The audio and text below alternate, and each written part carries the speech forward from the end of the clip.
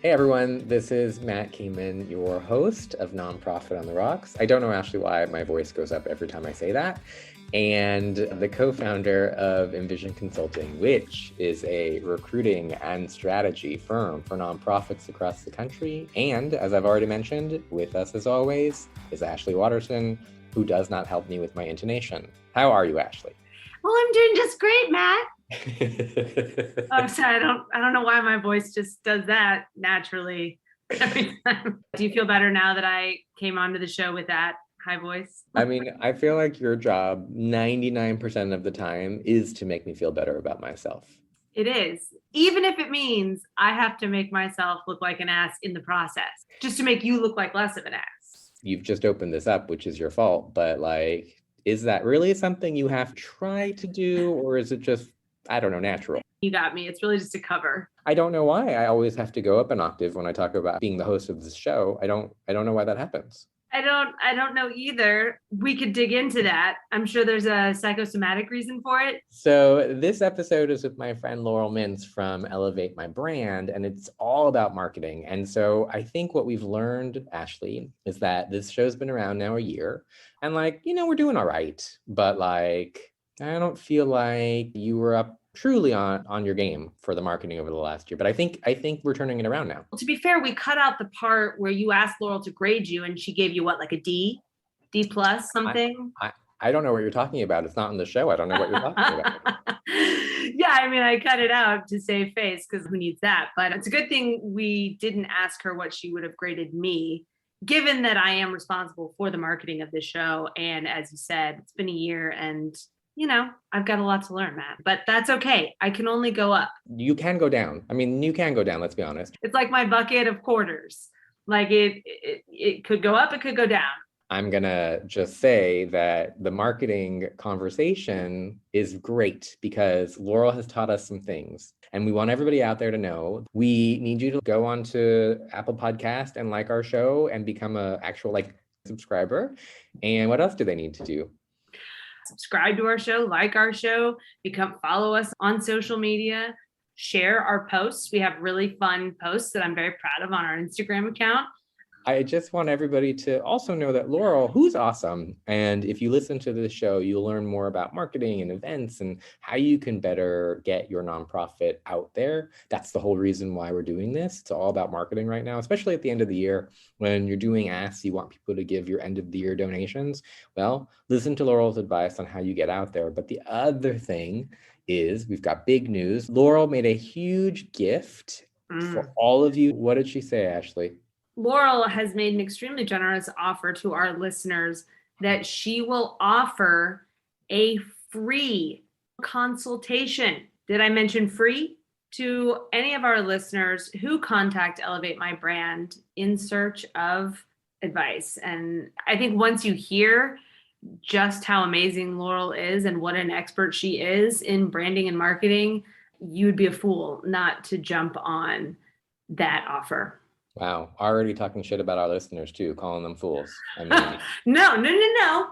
I said they're fools if they don't take the offer. But you're right. You have like 3 listeners out there and you're like already just pissing them off. So sorry, Mom. This is the end of the year in terms of trying to bring in dollars. And I know in the Matsplain segment today in the show, we will be asked a question about fundraising and end of the year giving. So this is the perfect time to be listening to this episode. Also, that Laurel, who is spectacular, gives some really great advice in marketing.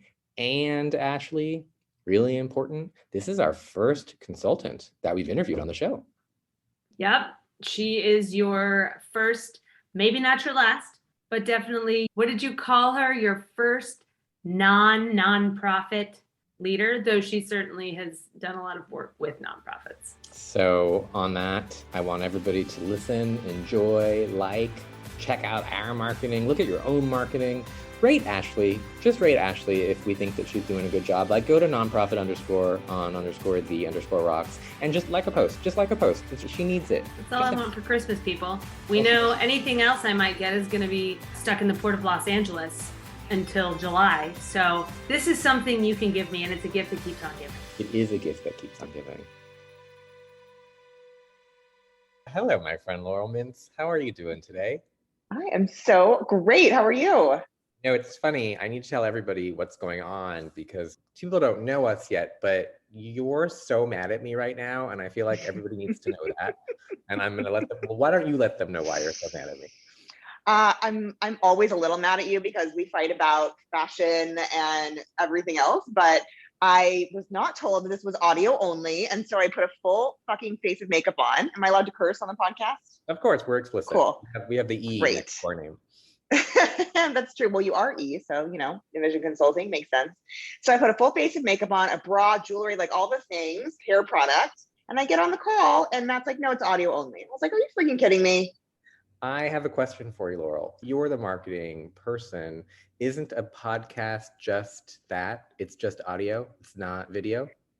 It's a great question. My podcast is audio only. However, what brands have been doing is multitasking their content. So they've been pulling in the video format with their audio so that they can have it play on multiple formats, meaning they'll have it be on their podcast platform or channel, like the Apple podcast or whatever, but then they'll also put it live on their like YouTube channel, or they'll do an actual live while they're recording the audio piece. So it's actually really smart to multitask your content in that way. Okay, I just don't like putting makeup on enough. So what I'm going to tell you is maybe we might air this. Maybe we might do the video. So do I need to put my bra back on? I mean, I feel like let the ladies out. Let the ladies out. It's fine. Do the listeners know that you're one of my actual favorite people in the whole wide world and that you live like 3 blocks from me and that we hang out all the time? No, but I feel like they need to hear that one more time. You're my absolute favorite person, one of my absolute favorite people in the entire world. I adore the you-know-what out of you. I mean, you really are. You're me as a male, I feel. That makes me so happy because I want everybody to know, and this is really important, Laurel, this is how much I adore you, that this is the Nonprofit on the Rocks podcast. Normally, with people who are at nonprofits, running nonprofits, working at nonprofits, you're not. You've got your own for-profit company working with nonprofits. So know that you're it. You have broken me in to not having nonprofit people. So I want you to know that.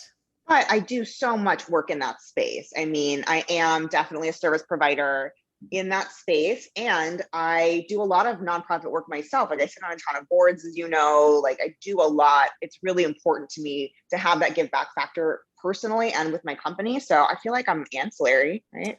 You are. So I do want everybody to know, by the way, you have a very successful podcast that I'm trying to learn from. I was on it. So how many downloads do you get per podcast?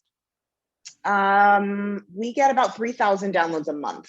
So I don't know what that means per podcast. Every podcast is a little bit different. Mostly our consumer packaged good brands, those produce a little bit higher downloads, I think, because those brands are more inclined to share. More of the tech brands and businesses, like more service businesses, they don't get as many downloads, but we get 3,000 downloads about a month. So it's not bad. That's a big deal because you have a lot more than 3,000, or you don't have 3,000 family members who are listening to it. So I do have a big Jewish family, so I might, you never know. You know that I think my dad's the only person in my family who listens to me. I don't think anybody else does. Even Philip is like, ugh. Oh, none of my family. I don't think Mike's ever listened to a single podcast that he hasn't like just been listening into as I was recording it here. Yeah, but do you want your husband to listen to it? Because we both know what he would do is he'd tell you all the things you could do better, and you don't want to listen to that. That's true. Right? You're right. You're totally right. I take it back. Yeah. Take it back. Mike, don't listen. Yeah. Tell everybody, what's the name of your podcast? It's called Elevate Your Brand because our agency is called Elevate My Brand. And this podcast is really about how we can support startup brands all the way up to global brands like the Facebooks and the Googles of the world. But we really love that kind of middle market CPG space. We have a lot of nonprofits that come on and service-based businesses as well. So it's really just who I'm interested in talking to be honest. So what's one of like the coolest businesses that you had on there that talked about, and I know that's unfair because I'm sure like a lot of them were really great, but like what's one of the coolest ones that you really enjoyed that you got something out of? Oh my gosh. I mean, there's so many different categories of cool. Like my team has really been pushing me to use the podcast as a platform for good. And so we've been able to cover a lot of like female-led brands and brands that talk about really uncomfortable conversations, like your period, like, the vagina, like things like that. I know I'm saying vagina on your podcast. I'm probably the first one, right? Twice. I said it twice now. So they actually pushed me to do more episodes like that. And those are the ones that get a lot of traction and interest because I think people, women in particular, are tired of having these be taboo topics. And so I think that that's been really interesting and fun to see. And then the other ones are like the really cool tech brands. Like we had a guy on checklist checkouts. So like no person, like you just go through, you have like a chip or something's downloaded on your phone. You go through a store, you pick up what you want and you walk out. It's like basically what Amazon's grocery stores are doing now, but he's doing this for retail across the board. And I was like, that's amazing. I don't have to talk to a human. Awesome. That's cool. Yeah, that was really cool. Yeah, And that's me nerding out. I love that. I absolutely love it. Okay. So I'm going to back up a little bit and be a better host. And I know at the end of this, you're going to grade me too. And I know it's not going to be nearly as good as yours, but I'm learning. I'm learning as we go along, Laurel. I am not our husbands. I don't give you negative feedback. I want to tell people how we met and all that good stuff. Before we do, talk a little bit about your business. So you are the founder, the owner, I don't even know what the terms are anymore, of Elevate My Brand. So tell us. You can just call me HBIC. You know what that means? Don't. Head bitch in charge. All right. Head bitch in charge. Tell us a little bit about your company. Thank you. Yeah, I'm the CEO and founder of Elevate My Brand. It's a digital and experiential marketing agency. And so when you think digital, think websites, content, social, advertising, creative, all those really fun digital realms. And then we do full experiential also. So think launch events, trade shows, conferences, huge national field marketing efforts. And we've done that for over 250 brands in the last almost 13 years. Isn't that nuts? Wow. I know. 50? But luckily I went to your dad as a doctor and said, I don't look it. That's how connected we are, people. Matt's dad was my plastic surgeon. I will say, people have heard me talk about Botox a lot, and they know. So you and I have both seen my dad and gotten some work done on our faces. I'm going to bring us back. This is a good host, right? It's bringing us back. So yeah, you've learned. Thank you. You haven't been able to do any of those events. You haven't been able to go speak at any of those events. So like, what are we doing? What's happening? This is why I've been drinking so heavily now with you. So we pivoted. We created a digital experiential event offering, and we literally called it DEEP packages. So digital experiential event packages, DEEP, D-E-E-P, so that our clients could have that same kind of very high touch experience. And they were very plug and play, like small, medium, and large. This is what this costs, this is what this costs, this is what this one costs. And that was really great for us because we couldn't do live event production. And then honestly, in terms of the speaking stuff, I've been doing more speaking than I've ever been doing before because I don't have the commute and because I can do 4 in a day if I have the availability. I've been doing way more, and people are so excited about content partnerships and strategic partnerships and media partnerships. And the first 6 months of the pandemic, I did over 90 interviews. I know. Horrible. It's nuts, but it was great for the brand. Our traffic increased on site, our social following increased. It was great for me personally. So I can't complain. We just pivoted, which I hate that word. I feel like it's the most overused word of this season. I feel like leaning in is also one of those expressions I'm like tired of listening to. Yeah. And pivoting. But okay, so here's my question from podcast host to podcast host. Yeah. Are you host to host? Hostess with the mostest? Hostess with the mostest. I'll be that too. I'm happy to be that You too. You are the hostess with the mostest. It's gay pride.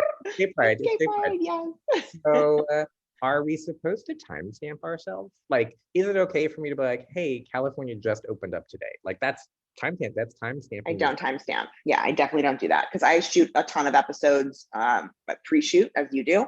And so if I've got too many things in the can and I roll them out later, I don't want them to be non-relevant. It's about your audience, not about you. Like ultimately, I'd love to have a really honest, transparent, complete conversation that includes what we're doing in this time and day and age. But if it's something like California reopening or some laws changing that, matter, I don't think timestamping is a good best practice for podcasting. Well, I've failed. So, well, Pride is a whole month, although this will definitely be coming out post-Pride. This is totally. But Pride should be year-long. That's the takeaway. Pride should be year-long. Right? I feel like the gays should be celebrated every day. Every day. I do. I celebrate you every day, Matt. I really do. Thank you. I really do. Thank See, you. that's what you call media spin, right? You took something that was like, oh shit, and you made it into something that was really wonderful and everyone should be talking about and doing. Thank you. I'm learning. But so here's my question. I realize that I'm time stamping, and that's okay. That's fine. And we talked about this. So like, so everybody knows, I do have 5 episodes that are already done, that are ready to go. So Laurel's going to be going a few months after this. But that's okay. I don't think that matters from this conversation. But Now you're just confusing people. You're like, I don't know what date you actually recorded this on, so now I have no idea what you're talking about. I know. That's why I went back to being not a great host. But my question is, as we are going back, and we are going back, how's that going to affect what you're doing? Are you going to go back to those big events? Are you going to continue to do as many as you did? Are you going to do a hybrid? You know, like, what are you thinking is going to be the case? So we've been seeing a lot of RFPs come through for big events, and we bid on them. We've won a couple, we have lost a couple, and every single one of them has pushed, every single one. So my sense is that brands are like very excited about the opportunity to have all of that earned media by being one of the first in time, but they're not willing to take on the responsibility and the potential liability of actually being the first in time. So I am just kind of sitting here waiting for things to truly reopen in that capacity, because I don't see that happening until Q4 or top of Q1 2022. That's kind of my projection. So once it does, and we do go back to those events, aren't we all going to miss this a little bit? Like not driving, not commuting, not flying. I mean, aren't we all going to kind of miss it a little bit? Is there anything we can do to stop it? Yeah, I think that's our jobs as leaders, like so I have surveyed my team. Nobody really wants to go back full time to the office. I still think there's something to be said for that collective energy of an entire team being together. So what I'm probably going to do is require a 3-day in office, and that's it. And everyone has to be there on 2 of those 3 days together, right? So you can pick either Monday, Wednesday, Friday, or Monday, Wednesday, Thursday, or Monday, Tuesday, Wednesday, whatever you'd like to do. I don't know. We're going to figure out some sort of hybrid model there, because I don't even want to do it. That's the truth of it. I love being able to roll calls and fold my laundry, or roll calls and make a fabulous dinner. That brings me a lot more joy than sitting in a fucking car. No, I agree. And that's the thing that makes me so sad, is that I'm seeing it go back. And yeah. Part of what I did want to talk to you in all seriousness about is the events that you do for nonprofits, right? And the marketing that you do for nonprofits. But let's back up for 1 second. I want you to tell everybody how you and I met, because it's my favorite story of all time. Yes. So Matt and I were introduced by a woman who was in the insurance industry, I want to say, right? And we met at Jones on 3rd in Studio City, which is like a salad sandwichy place in LA.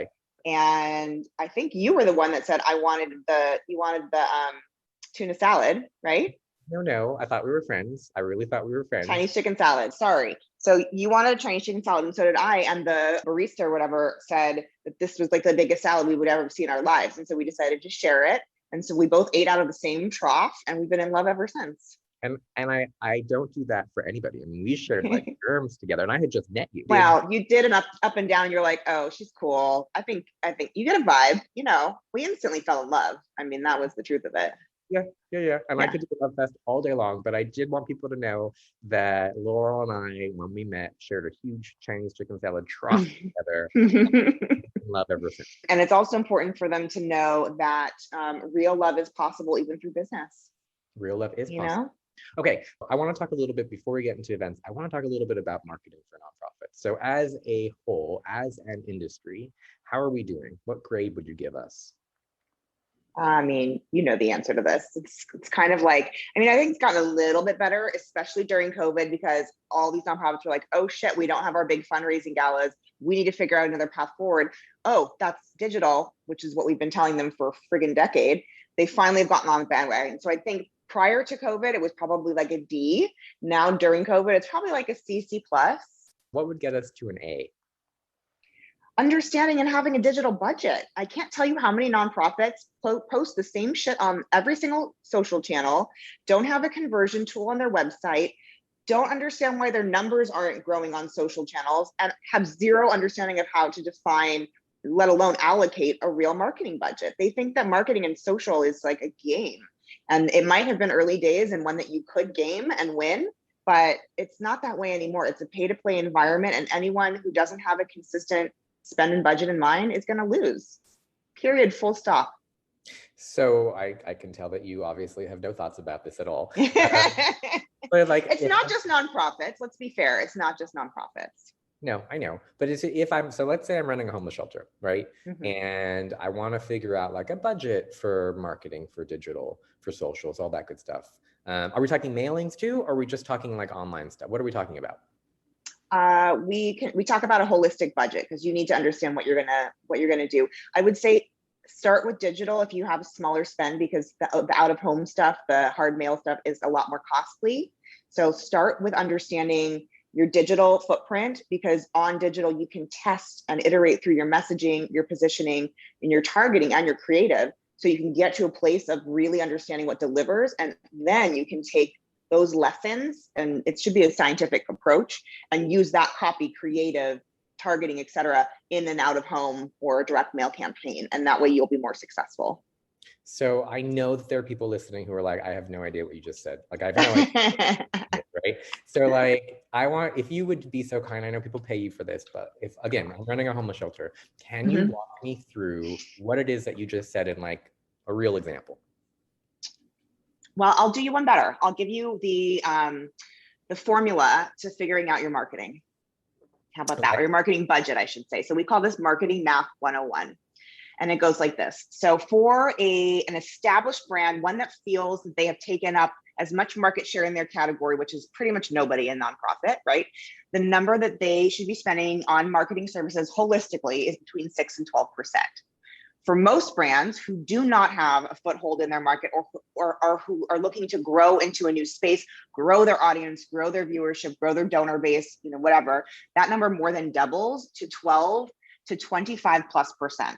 Now, this is very different for nonprofit as it is for for-profit, but even if you get to the 10% number, which would be on the super low end, I would be shocked to hear any of the nonprofits you work for have a 10% marketing budget. That would make me so incredibly happy. Most of them have like a 4% or a 6% marketing budget. And this is of gross, not net. So I want to reiterate that. Okay, so if I have $1 million budget, then you want me to be spending $100,000 on marketing? Wow. Yeah. Wow. Wow. By the way, every single nonprofit executive just fell on the floor. Like everyone. I know. We lost I know. everyone, Laurel, just now. So, okay. So I have $100,000 in my budget. Give me the most expensive thing that I'm going to spend money on. Like, what is Well, first of all, I just want to say, spend whatever you're comfortable with. So don't use that as this is the be all end all. This is what will grow you to that end goal the fastest. This is the math. This is the formula that we know works. If you have only 4%, challenge you to bump it to 6%. If you have 6%, I challenge you to bump it to 8%, and so on and so forth. So don't take this as, this lady's crazy. She doesn't understand my business. She doesn't know what the heck she's talking about. Nonprofits don't work like that. I get it. But then you can't have the expectation that you're going to have exponential growth in your marketing. So when I'm thinking about marketing as a nonprofit, like some of the things that I've done when I ran nonprofits, we took out like an ad on a bus bench. We took out an ad on the freeway, because we also were taking it wasn't just for donors, it was also for homeless people out there who could be looking at what we were there, right? So if it's for homeless, that's a different target audience, and they aren't going to have access to digital, access to web, access to all those things. So I get it for that. My question to you was, how did you know that that was the message that was going to work? I didn't. And that's the thing, right? Like, exactly. So that's the beauty of digital, is that, and so when I define these really big budgets, we never ever spend that full budget in the first month, 2 months, 3 months. Like I would call it a $10,000 a month budget, just for, ease of numbers. You should never be spending that full 10K up front. You're usually only starting to spend that full budget in month, maybe 3 or 4, because I think that this is what scares most businesses, and especially nonprofits, is they're like, I have to define this budget and then I have to spend every dime of it. Well, there's a process to really understanding which channels work best for you. And so you have to understand there's a 60 to 90 day testing phase. And that testing phase, you're only spending a few $100s within each channel to test against a hypothesis that you've defined for that channel. So there's a really important scientific process that we follow when defining what's working for the marketing for a nonprofit. Okay, so here's my question. So marketing ultimately is to do what? Like, is it to bring in more donors? Is it to bring in awareness? Is it to get more clients? What is it, all of the above? What's the end all like point of doing all the marketing?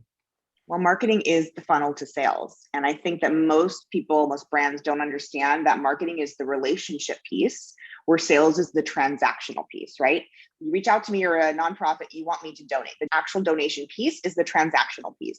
But there is a whole slew of relationship building pieces that have to happen before that transaction ever happens. Usually, this is less important and less necessary, although still necessary with lower price point items, right? Like if you're picking up a pack of gum at checkout, you don't need to have 80,000 marketing touch points to make that happen. But if you're trying to build a new relationship with a serious donor that you want to last the test of time with your nonprofit, you've got to build a really smart, healthy, two-way street conversation with that person on so many different levels. So that's what marketing is. And it's an ongoing process once you start. Yes, for sure. Uh-oh, I hear that music. I think it's that time again for Matsplain Across America. Ashley, tee me up. This question is from Sarah in Ohio. Coming out of COVID, is it appropriate to do an end of the year appeal? So it's a really good question from our friend Sarah in Ohio.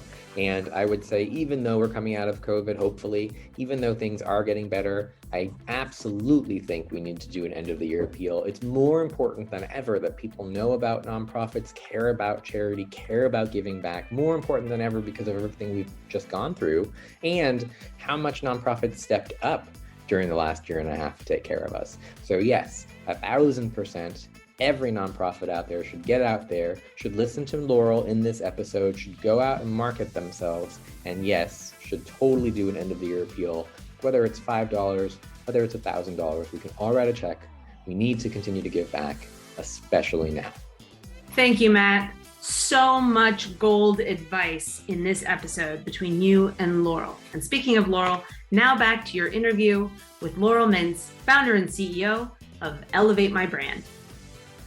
I know that you have your own company that people pay to, as a consultant, basically, to bring this in. If I'm a nonprofit, I'm not asking you to lose business, but when would I hire you versus when would I actually hire a director of marketing for my company? That's a great question. So usually the most successful campaigns with us occur when there's at least one or two people in-house already at a firm. I don't care if that's a low-level person, if it's an intern or something like that, but there usually needs to be someone internally who is helping manage the calendars and the marketing events and the imagery that has to come from the client themselves, right? There's a lot of assets and creative and a lot of stuff that has to happen to make marketing work properly. You're going to spend a lot more money on having an agency do all those pieces than you would to have it, even just one person as a account management level, be in there helping just move the pieces around. So that would be my suggestion. Either have an intern or a low-level marketing person inside before you hire an agency. Because what's going to happen is once you hire an agency, they're going to be requesting a ton of things for you. And you're going to be like, oh my God, this is like a fully second job. I thought I hired you to make my life easier. And you did, but marketing is very front-loaded in terms to build out all these channels and to test on all these channels and to collect all the creative assets and so on and so forth. So be prepared for that when you're marketing. It's a long game. We tell our clients it takes about 18 months to get to the most solid place where you really truly understand your spend, your budget and allocation, and the strength of each channel for your brand. So it takes time, like anything good in life. Every fundraiser out there just also fell on the ground because they were like, but I need that budget for the development department, not the marketing department. So they should play hand in hand. They really don't play as nicely together as they should. And why is that? Because I can tell you that marketing people and fundraising people don't play well. Why is that? Because most companies, and this is not specific to nonprofits, I mean, we're doing massive projects with some of the biggest brands in the world, and we see this across almost every single company, which is that teams are siloed. And when they're siloed, they're very protective over their scopes. They're very protected over their budgets and their calendars. And then it's like a me versus you, even if we're working under the same roof. Whereas when you have a holistic marketing conversation that includes development and marketing and, fundraising and all of the elements that ultimately are the reason you're marketing, you're going to have a much more successful campaign overall and more buy-in from the team, which has to happen, for this to be successful.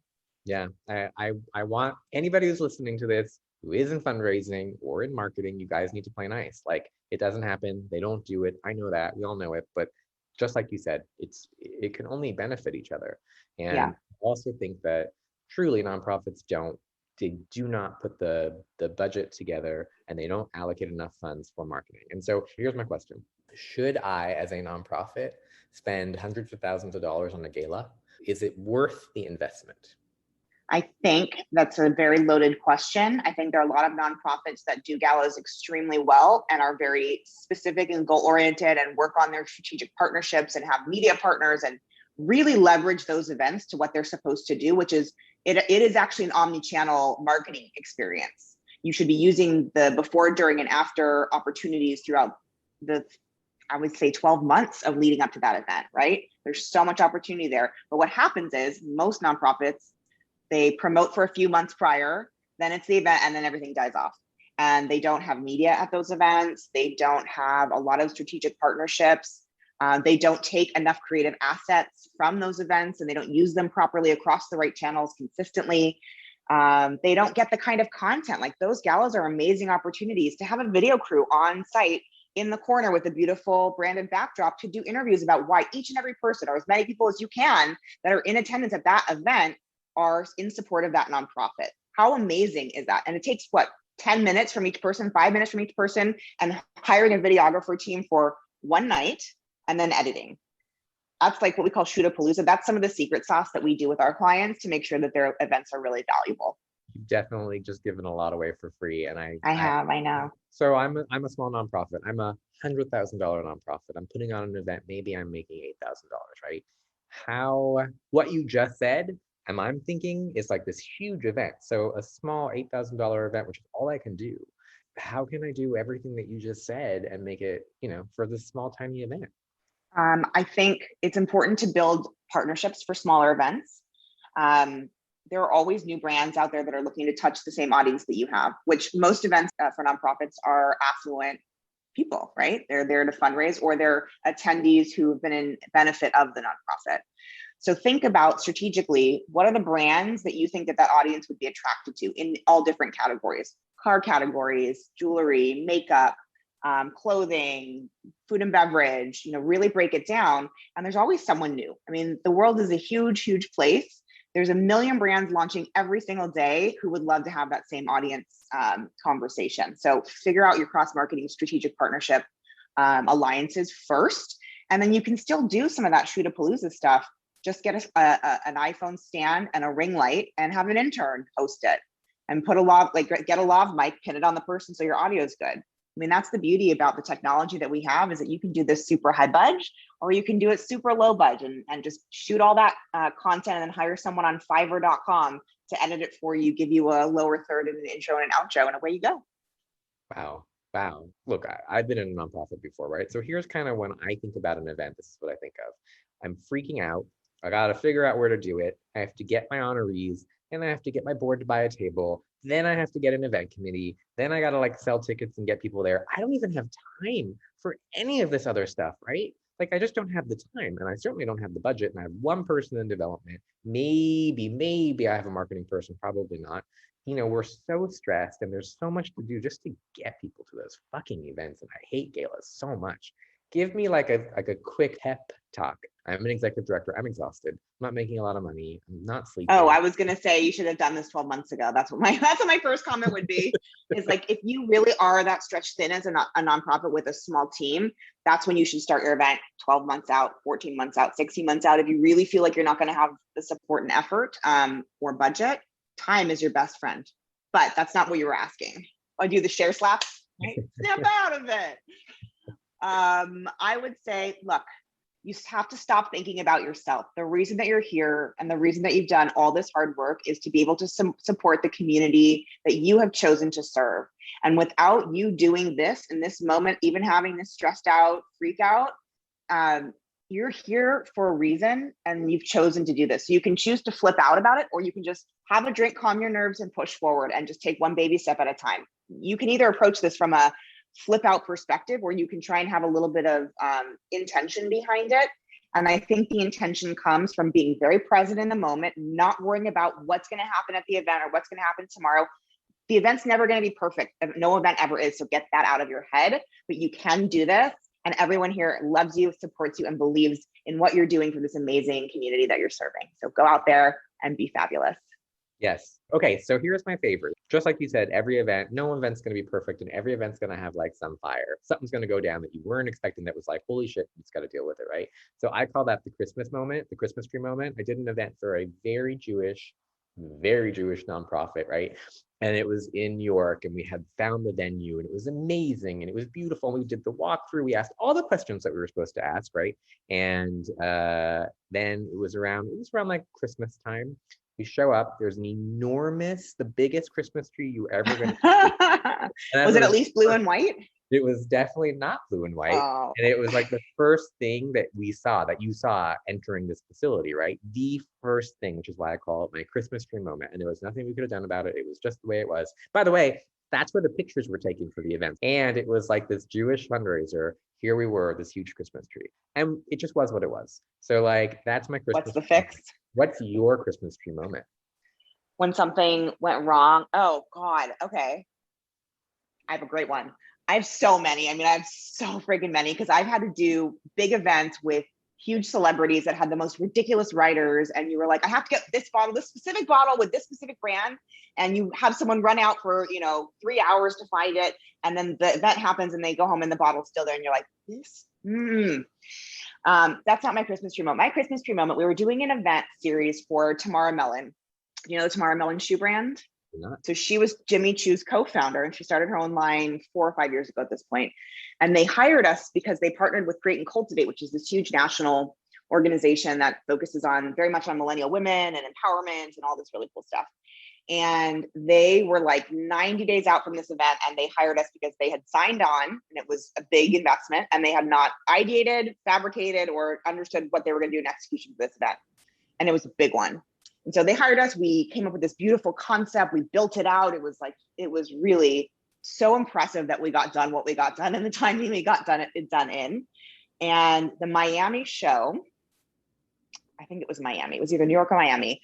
The truck broke down with all of the build out materials the night before. And for those of you who are in events, you have a specific load in, load out time. They are not flexible, and you have to pay through the nose if you're messing with those numbers at all. And so that truck broke down. They finally got there. They were so gracious, and they extended the hours that we were able to load in. And then the building caught on fire and everyone had to vacate.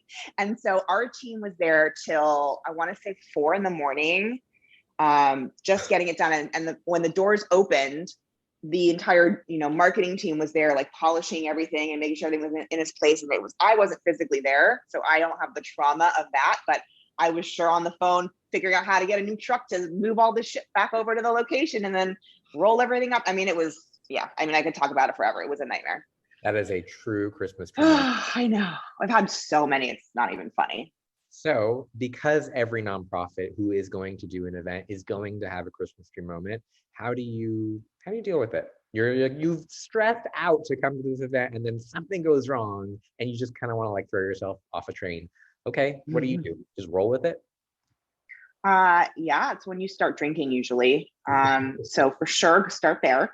And then you can think of like, it depends on how much time you have before the actual event launch, right? So for me, with like your moment, what I would have done probably would have been to grab the AV team and see if we can at least blue white light it, so that it looked at least on brand or whatever the colors of the nonprofit were. I would try and like light that up. Or most of those AV teams, and if you have a video, like a full production team on, they always are going to have, C-stands and clips. So you could have put a backdrop and then projected a gobo onto it and like covered the tree if you wanted to in that entrance moment. Or you could have gone the other way and you could have done something really funny, like put like a tiny little sign that everyone had to walk up to and said something really clever, like, yes, we know, thanks for coming anyways, something clever and funny that was like, yeah, we get it. We had clearly no control. We're going to laugh at it, and you should too. Yeah, well, I mean, we did, because that's where everybody took their pictures. So, okay. And it's a great story to this day. Yeah, Christmas tree moment. So any time that you're doing an event and something goes wrong, give Laurel a call and she'll come up with like that. The tequila and the lighting. Tequila and the lighting. I cannot believe that there was a fire. That's too much. It's just like the truck and the fire. That's too much. Oh, don't even get me started on the clients that had sword swallowers and snake charmers. Oh, and I've definitely had to source a baby tiger more than once. Wow. Yeah. Speaking of Tiger, speaking of Tiger King for a minute, she totally killed her husband, right? She totally killed her husband. 100%. 100%. 100%. Yeah. 100%. I heard her on a podcast the other day, and that's one crazy lady. Oh no, it was a Clubhouse. We were in a Clubhouse room and she was live. It was very entertaining. You know, I have Clubhouse on my phone, but like I've never once gone on it. Is it worth my time? Oh God, that's such a loaded question. I really don't want it to be. But they're starting to figure out their monetization strategy. People have created these big owned audiences. I know people that have monetized off of it. So I do think that there's some value there. Again, like every other social channel, we have to see what happens to it. Or it could die tomorrow. I mean, it could be a pandemic, blow up and then blow out. Who knows? Yeah. So when it comes to marketing, what do you think is like the best platform for nonprofits to really, and if they don't have 4% or whatever it is, what's the platform they should be really focusing on? Honestly, the platform that most brands in general are not using enough is YouTube. It is the second largest search engine in the world. People don't think about it like that. And so they keep creating this flat content. And when we do our comparative analyses, because we have these really crazy licensed software programs that we run all of our brands through, and we do comparatives, and almost never is there a brand that's strong on YouTube. And it's such a great engine. I think that that's a huge missed opportunity for almost every brand we talk to. Wow. I will tell you, and Ashley, who is our producer, is going to be really excited. She's done some YouTube videos for this podcast. So yay, Ashley gets a gold star. I mean, let's not get too excited. She's not that great. She's not. Her job is very sure Ashley, you can come work with me. You don't know what you're asking for. You don't know. Okay, so I just want to like put a bow on the event conversation. So as, again, we're coming out of COVID and events are starting to happen again, do you think that we should go back to having those rubber chicken galas and all those things, or can we actually get something out of COVID where we're not going back to the same old events? I freaking hope so. I mean, that's like, if you come to us for an event, we're always going to do a shock and awe moment. Like, we're always going to do something that's like wild and out there, because those are the events that last the test of time. Those are the ones that have longevity on social. Those are the ones that people talk about. And ultimately, that's what a great event should do. It should inspire and empower, and it should light you up as a human being because you're around other people in support of an organization or brand. So I think most nonprofits act out of fear, right? They're so scared to be different that they end up doing the same old shit. And that's the rubber chicken dinner. So I really hope not, but I fear that like many things, we are going to return to what was pre-pandemic. Yeah. I hope not. I really hope not. So what was like one of your most favorite fundraising events that you went to for a nonprofit that you attended? So I think I introduced someone to you a little while back that hosted this amazing event. They do it every year, and it's a comedy driven event. And Mike is obsessed with comedy, as you know. And so they had a fabulous auction, which I love a good auction. Like if I can get something, that's unique and different, and maybe even get a little bit of a deal on it, I'm all in. So it had a fabulous auction. It was at the Wilshire Ebell, which I think is a very, very unique space. And the comedy, the comedy was like everything. That was so fun. You really just felt like you were at a show, not at a fundraising event. And of course, the food was phenomenal. And that's a big part of it too. Like, I don't understand. Why don't you throw events, nonprofits, that are like the ones that you would want to go to? Like, if you look at something and you're like, it's okay, don't do it. Like, if you taste something and it's not so delicious you can't stand it, don't do it. There's so many amazing caterers and chefs that can do beautiful things. So it makes me mad to think about those old rubber chicken dinners and what a waste of money and time they are for so many people. And those poor chickens that died for no reason. Man, that was my favorite moment. I love that. And those poor chickens. Those poor chickens. Tell me your favorite event that you produced for a nonprofit. Which is, okay, let me not say that because that's not fair to your other clients. One of like give me an example of one that you thought was a fantastic event. How's that? I am a perfectionist, so I never think my events are great. I really am hard on myself, which is exactly what a producer should be like. They should always want to strive to be better for you, right? We did an event for Methodist Hospital for multiple years in a row, and they're a pretty huge nonprofit. It was like 1,000-person gala. And if anyone's ever had to set booklets at 1,000-person gala, it's way bigger than you think. And it is a lot to manage. So the event was for Methodist Hospital and was their big 1,000-person gala, and Kenny Loggins was the guest. And this was our second or third year doing it with them, and they really, really trusted us at that point. And because they trusted us, they let us do some more interesting things with their budget. And one of the things that we did was this incredible video mapping segment. And this was like right early days when video mapping was like still relatively new. And I still don't think enough galas use them. We mapped the entire inside of the Pasadena Convention Center, which is a huge space. And so guests walked in and it was like a starry night of moving sky. And then throughout the evening, I think there was 1,000 LED screens. And throughout the evening, the backgrounds would change. And there was like, when we were getting ready to have this first speaker, like a water fountain came on, and it was like this beautiful visual moment that made everyone's head turn. And then the person walked out. And then, the whole evening was just like goosebumps of visual deliciousness. I mean, it was just so amazing. To me, that was a pretty powerful moment, and one that I'm very proud of. That sounds really cool. I really want to do a great event as a nonprofit. What should I think of as a budget? Depends on the number of people. Like, to give me a number, I can't tell you that. You're usually looking at least $100 a head minimum. $100 a head. Okay, that's fair. I mean, I've put on a lot of events in my life, a ton of events in my life, and I've done a lot of galas, and I agree with you. Galas are ugh.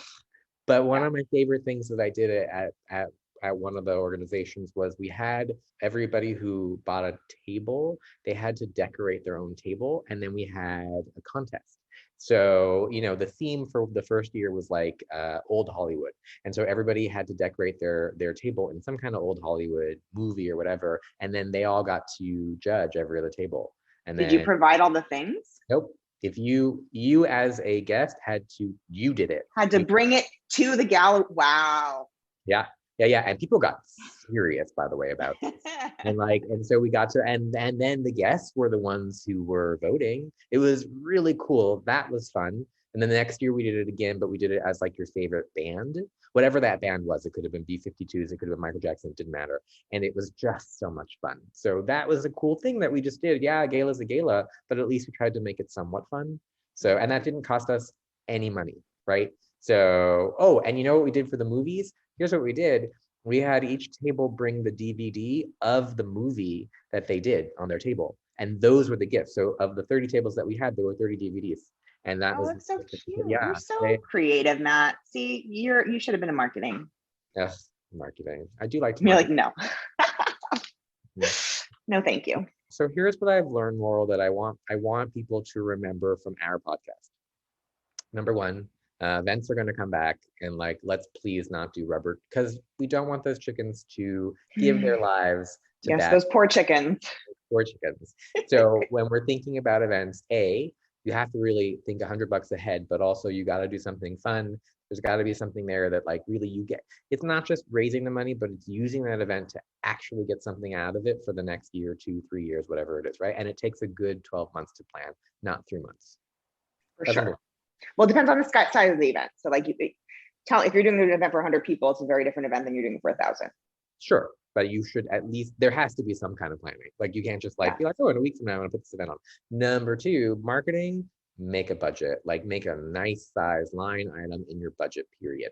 Like you have a budget for your life. Why wouldn't you have a budget for your market? Like, I don't understand. You have an operating budget. This should be a very serious and specific line item. Why? Right. It hurts my soul. All right. You tell me, Laura, what's our third one that we got out of today? The third one is that you can have fun with all of this stuff. Like you don't have to take it so seriously. The work that we do, whether it be for profit or nonprofit, is important work. And you have the choice whether to take this seriously or have fun with it and enjoy the process. And I don't think that marketing has to be such a amorphous, fearful, anxiety-producing process. Actually, then I'm going to follow up on that question, right? On what you just said. I'm running a domestic violence shelter, okay? And you said have fun with marketing. So I'm pushing back on this just for a second because I think this is something that people are going to think, right? If I'm running a domestic violence shelter and I want to have fun with marketing, or at least, What does that look like? Well, you're completely right that the causes that you're supporting are serious causes.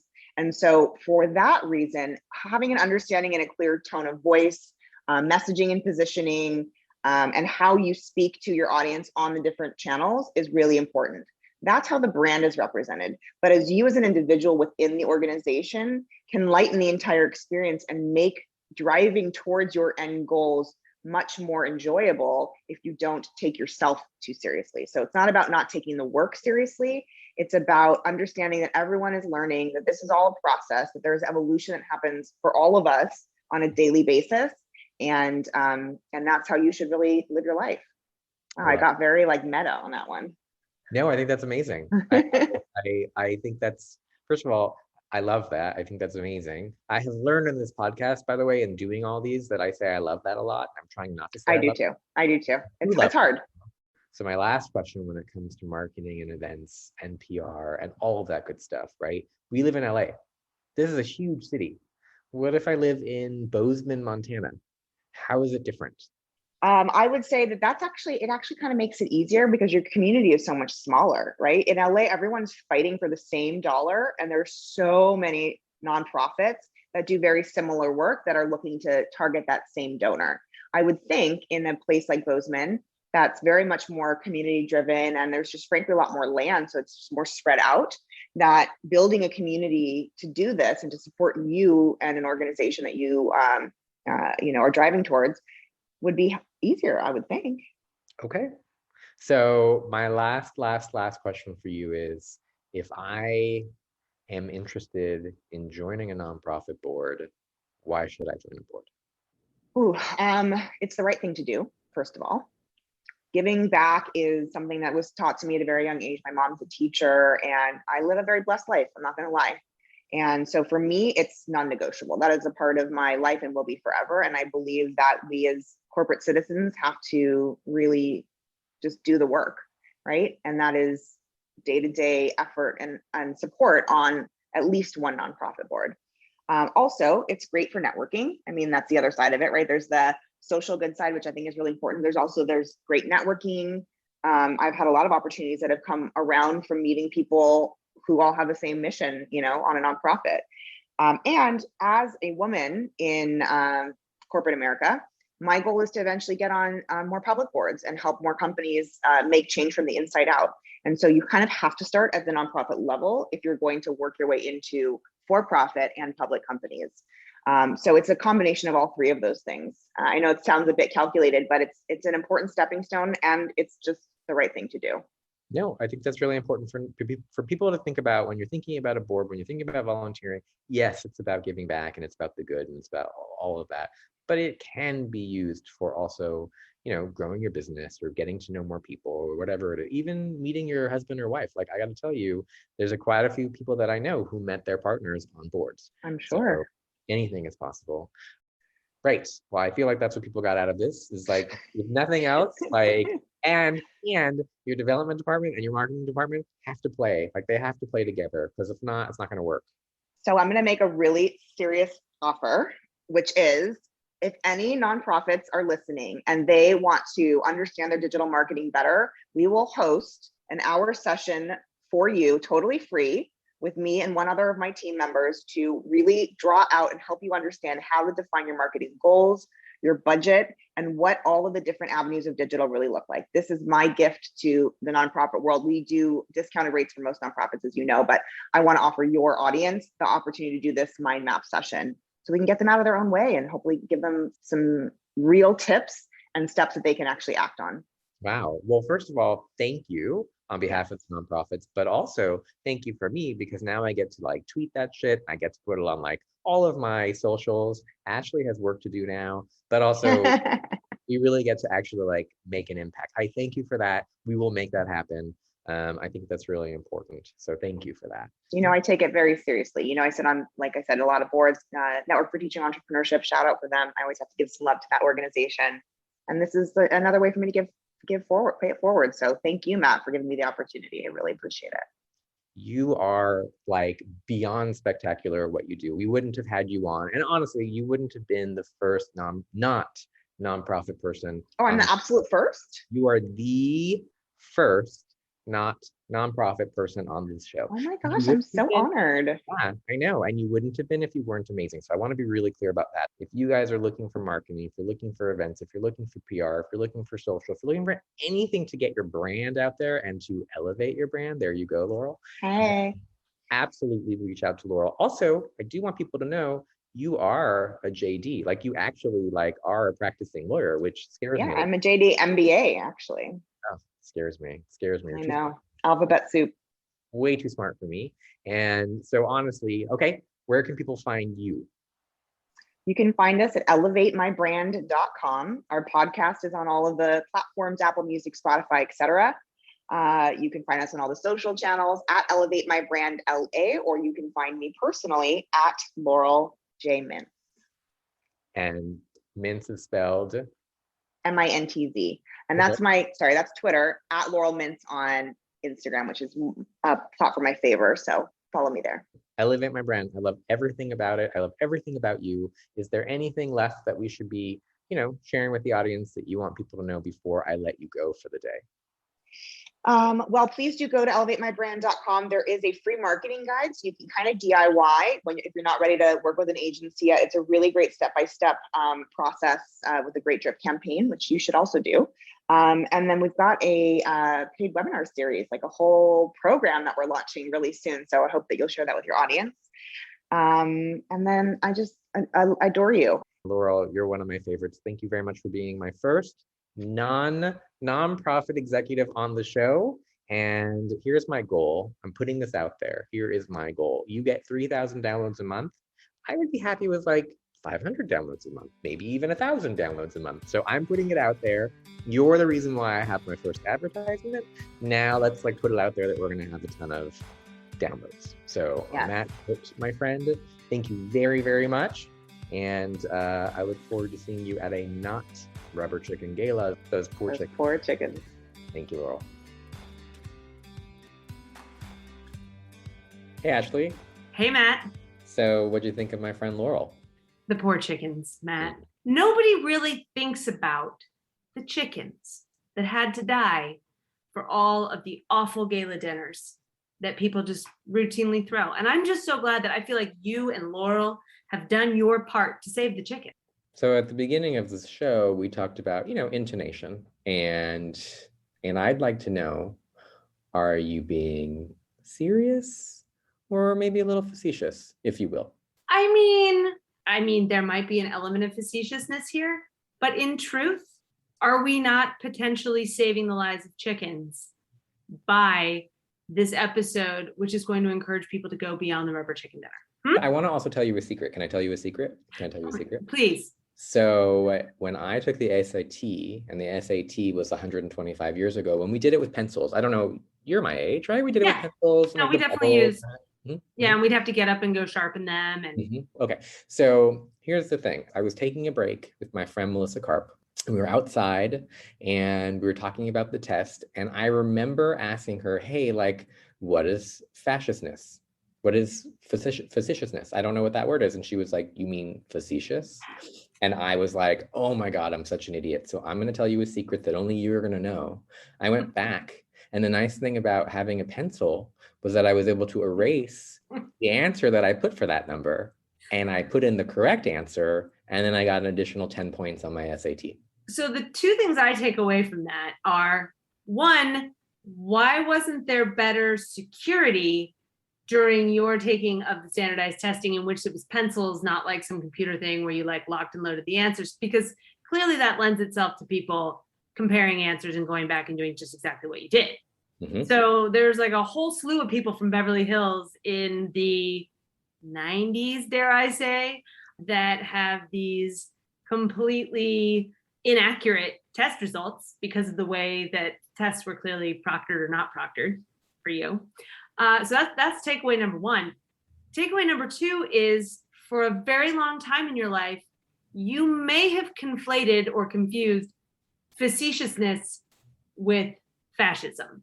Is that accurate? That's an accurate observation. And what I want to say is, this is a secret so that nobody needs to know that I did get into UCLA, Probably by cheating. Either that, or you very facetiously called them fascist, but I'm not exactly sure how that would have helped your case. So if you're listening, which she's not, to my friend Melissa Karp, thank you. Thank you for telling me what facetious is so that I was able to get those extra 10 points on my SAT. Well, I think it's important that we remind the listener, any who's still with us, Mom. By the way, Thank you, Mom. Not Melissa Karp. Not The listener who is definitely not Melissa Karp is probably my mom, that Laurel has so very